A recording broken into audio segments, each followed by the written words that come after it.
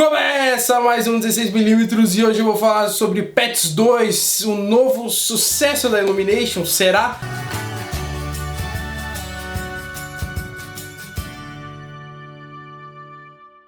Como a gente gosta de reforçar em todo o programa, a gente tem o nosso podcast lá lançado no Spotify e em diversos outros agregadores. Semanalmente um episódio onde a gente comenta sobre as principais notícias da semana sobre o mundo do cinema, e uma vez por mês a gente faz um episódio especial sobre um tema mais abrangente. Então se inscreve lá nos agregadores para acompanhar um episódio novo toda semana. Então vamos lá falar sobre Pets 2,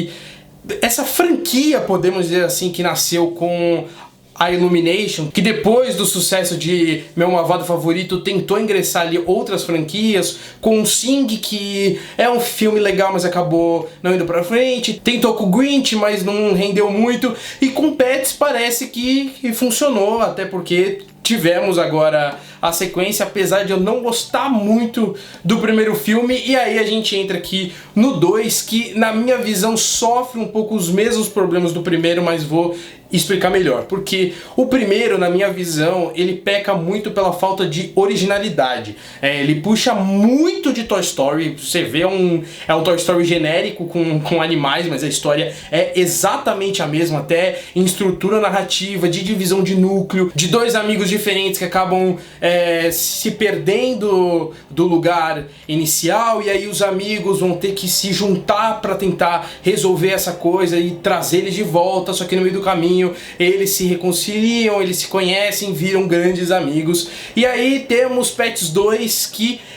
não é uma cópia de Toy Story 2, mas puxa muito de diversas outras animações, então o filme também peca muito pela falta de originalidade. Eu acho que o maior problema de Pets 2 é que ele divide o filme agora em 3 núcleos ao invés de 2. Só que o maior problema dessa divisão de núcleos é que no primeiro funciona muito bem, porque são 2 núcleos que se conversam o filme inteiro e que no final se juntam, o que é natural, fica orgânico. A gente tem o Duke e o Max, que acabam se perdendo pela cidade, e no outro núcleo a gente tem os amigos que, como eu disse, se juntam pra ir atrás deles e trazer eles de volta pra casa. No 2, a gente, como eu disse, tem uma divisão de 3 núcleos, só que dos 3 diferentes. A gente tem o Duke e o Max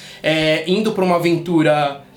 na fazenda, então a gente tem aquele discurso de embate entre os garotos da cidade e os garotos da fazenda, e a gente entra num discurso também do Max com o filho da dona, porque ela casou, ficou grávida, então existe uma preocupação dele muito grande, que é comum quando você tem uma criança pequena e quando você é da cidade, que mora num ambiente muito mais seguro do que a fazenda, que é muito aberta, e você tem esse conceito que é muito melhor trabalhado, por incrível que pareça, pelo Maurício de Souza, com o primo do Chico Bento, Chico Bento, em histórias diferentes, quando o primo vai pra fazenda ou quando o Chico vai pra cidade, é muito melhor trabalhado. A gente também tem essa conversa no Adamo e o Vagabundo 2, a gente tem a natureza mais rica do Banzé, e aí ele acaba entrando num ambiente totalmente diferente, que é mais violento, entre aspas, que é no mundo do lixão, então ele tem que entender e ter esse equilíbrio entre o mundo da riqueza e o mundo da pobreza, coisa básica que diversos outros filmes fizeram. É o melhor núcleo do Pets 2, porque eu acho que ele trabalha um conceito que puxa um pouco do primeiro filme, e como o filme é dividido em 3 núcleos, essa parte ela aparece poucas vezes, porque tem que dividir tela com os outros. E os outros 2, eles são muito inferiores, porque não trabalham conceitos tão bem trabalhados e tão bem estabelecidos na narrativa. O Pets 2, ele abraçou os personagens que o público mais gostou do primeiro. Então, a divisão de núcleos é, obviamente, no Max e no Duke, que são os protagonistas. O outro núcleo é com a cachorrinha Gigi, e no terceiro é o coelhinho. No caso da Gigi, você constrói uma história ali dela tentando se misturar com os gatos, que é divertido porque você puxa mais referência desse universo dos gatos, que no primeiro filme fica muito engraçado. E do coelhinho aí você tem uma expansão, aí você entra no conceito de sequência, porque as animações gostam de fazer algo muito maior no segundo filme e muitas acabam exagerando, e claro, com Pets 2 isso não seria diferente, porque no núcleo do Coelho a gente tem uma conversa de universo de super-herói, e é legal porque você puxa um pouco do cenário atual do cinema, e ele conversa disso com uma situação do circo, faz uma crítica em relação ao tratamento dos animais no circo, um conceito que é trabalhado em Dumbo, que é trabalhado em Madagascar 3, então dá pra ver como também isso não é algo muito novo. E por serem 3 núcleos diferentes, uma hora eles têm que se conversar. Só que por serem núcleos totalmente diferentes, com construções totalmente diferentes, de dinâmica e até de universo, porque um não conversa com o outro em nenhum momento do filme. Na real, até existe uma conversa entre eles, só que assim, é coisa de uma linha de roteiro e é muito fraco, e fica nitidamente forçado. É aquela situação, gente, a gente precisa dar alguma dica de juntar esses 3 núcleos.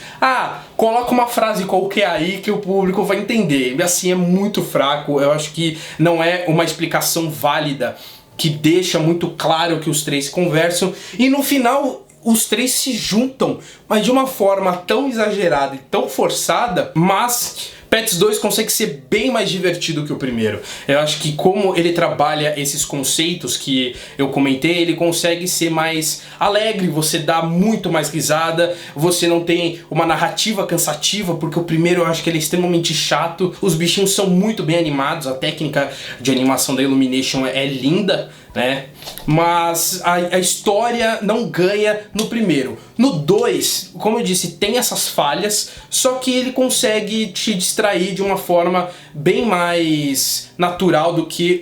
o primeiro, ainda que haja essas estruturas exageradas de núcleos que não funcionam entre si e são enjoativos, porque você tá assistindo o núcleo da Gigi e você tá louco para que volte para outro núcleo, porque aquele núcleo tava mais interessante ou mais divertido. E deu para perceber nesse resumo que cada um dos núcleos funcionaria perfeitamente como um longa. Mas é isso, se você procura uma diversão com bichinhos, uma animação bonita,